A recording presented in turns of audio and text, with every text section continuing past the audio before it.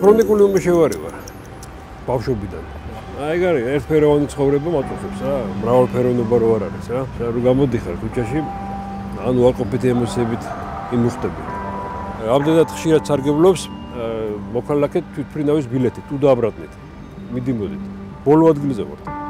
საერთოდ სარგებლობს ქართველი მოქალაქე თვითმფრინავის ბილეთით, თუ სარგებლობს მარტო ტუდათი. უკან აღარ ბრუნდება. ეგ და ბევრი კრიტერიუმია რომ მიხვდე რომ ეს ქვეყანა არ არის ქვეყანა რა. გეოგრაფიული ადგილია. დამოუკიდებლობა რა არის საერთოდ? სოციალურად უზრუნველყოფილი ხარ. თუ საერთოდ უზრუნველყოფილი რო იყო, უნდა მუშაობდე ხო მინიმუმ, მატერიალური შემოსავალი უნდა ქონდეს. ამ საჭირო არის ეკონომიკის რაღაცა აღორძინება როგორ, ხო აღორძინება ალბათ რა. ხალხი მიშვებულია, გადარჩენაზეა, არავითარ ისე. კი ეხლა რაღაცა სოციალური დაზღვევები რაღაცები, მაგრამ ეგ ვაში წვეთი არის. რა ვიცი რა, ეხლა როგორ გითხრათ, აბა ჰეპი ენდები.